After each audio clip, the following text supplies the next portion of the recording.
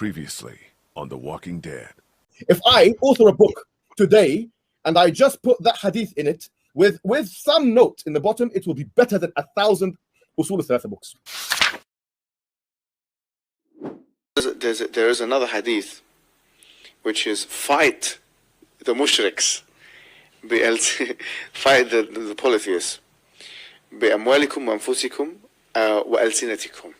So with your wealth, with yourself, and with, it's not all, obviously, disclaimer, it's not all the mushriks and all that, but with your tongues. Yes. How can you fight against someone with your tongues? Sure. Unless you go there.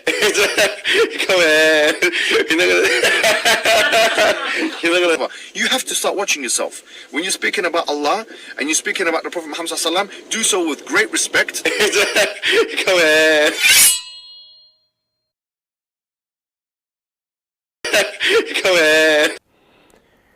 You have a dirty tongue, boy.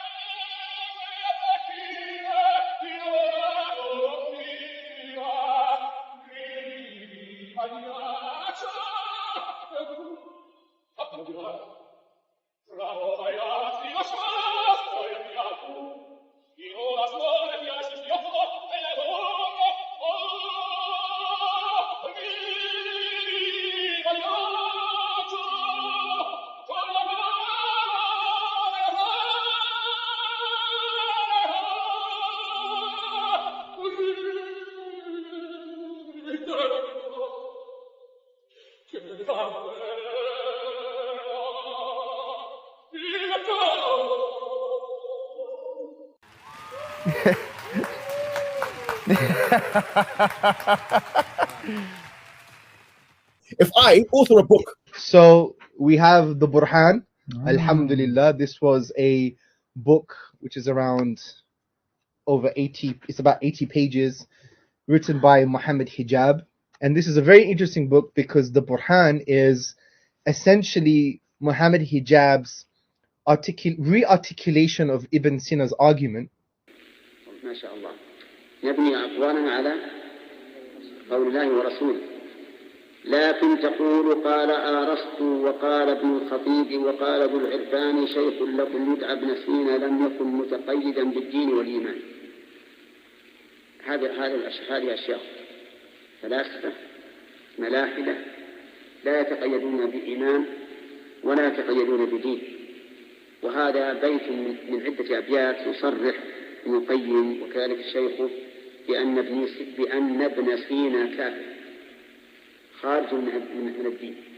And one unique thing about this book, I would say, brothers and sisters, is that it's quite applicable. What I mean by applicable is he takes, I think, most of the chapters and he says, in application. There is a section that says in application.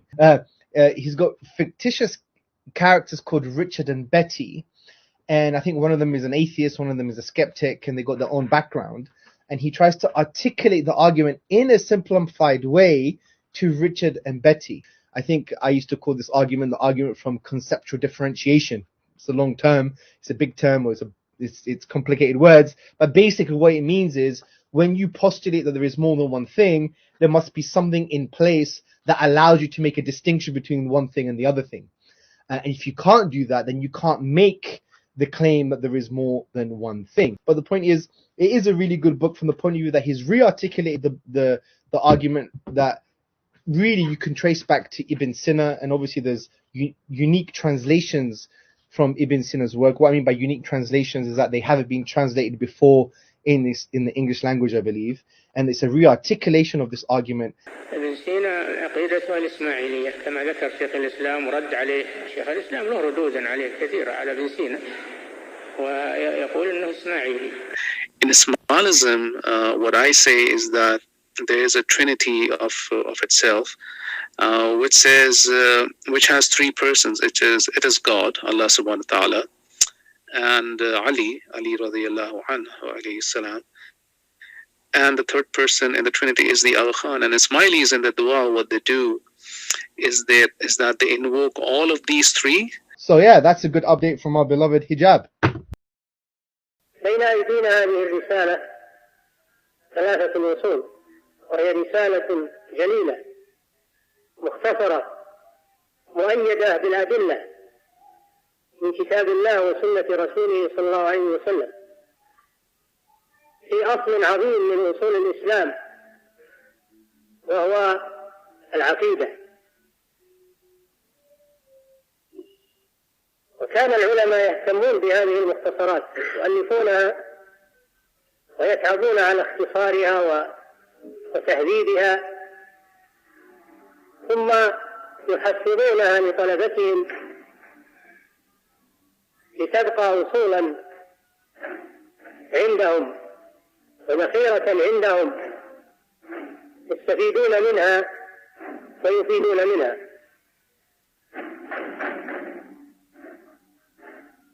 فالبداءة بهذه المختصرات هي الأساس لطلبة العلم، والعلم يبدأ شيئا فشيئا، يؤخذ من مبادئه وأصوله شيئا فشيئا ويتدرج فيه.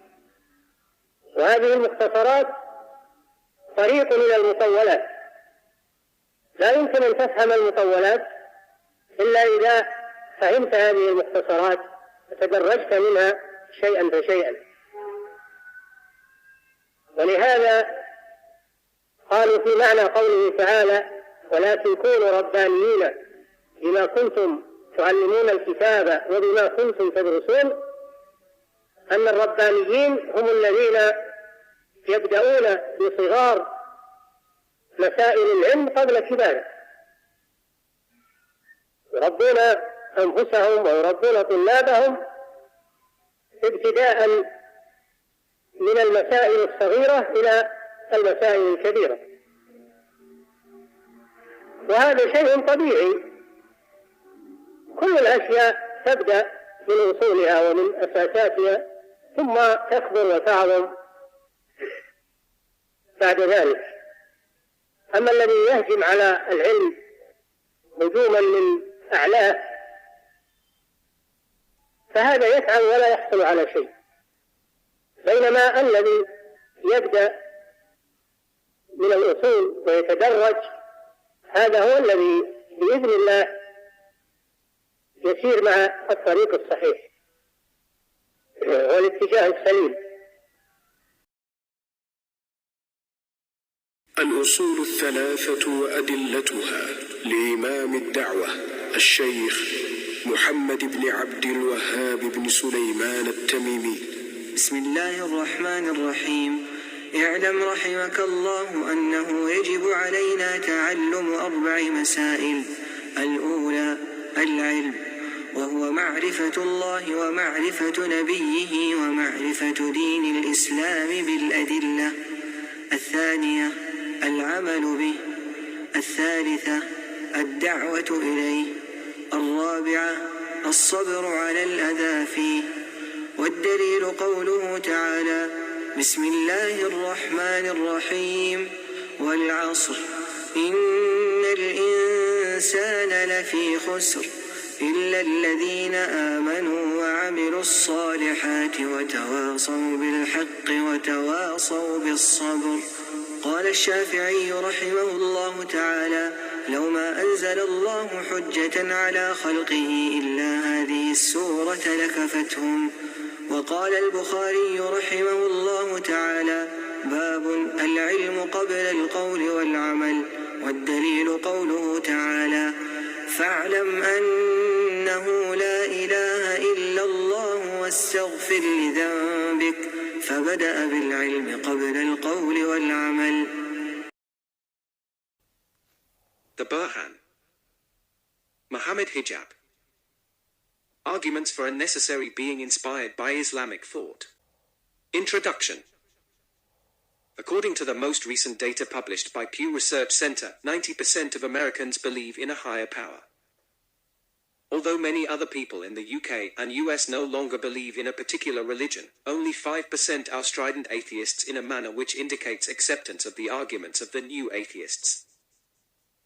Percentage-wise, this may not seem like much, but 5% is a significant proportion of the overall population. The fact that some people are rejecting faith in God would suggest that either they are unconvinced with the evidence for God's existence, or that arguments for God's existence have been demolished. Considering this, it may come as a surprise that Richard Dawkins, probably the West's most popular academic atheist, dedicates only 2 pages to refuting the design argument for God's existence and 5 to Aquinas' cosmological argument in the God delusion. The fact that new atheists seem to have not engaged with the analytic evidence of theists, combined with the fact that analytic philosophy dominates most Western university settings, gives theists a wide theoretical opening. They can reintroduce some of the most enduring natural theological arguments posited throughout history. Many of the arguments I will present in this book, I have used in applied settings for over a decade. In this time, I have had deep and meaningful conversations with hundreds of atheists and agnostics, particularly in the UK. I aim to give the reader a flavor of the type of interactions I have had with people from different cross-sections of society. I will reference my experience with 2 characters who I will make reference to throughout this book. These 2 characters are not actual subjects, but are hypothetical people or fictitious amalgams of people I have met. Subject A, who I shall call Richard, is the ultra-skeptic friend. He is 21 years of age and an ex-Christian. He entered university to study physics and philosophy. After taking a course on theories of the self, Richard had an existential crisis and became an atheist. Richard is disagreeable, extrovert, and non-caring. Subject B, who I shall call Betty, is a quiet person. Unlike Richard, Betty is an introvert. Betty is agnostic. Spends most of her time by herself, either in her room or in the library. When I speak to Betty, Betty takes time to listen to what I say before replying to me. Unlike Richard, Betty is less interested in provoking a reaction from people, but more in sharing ideas.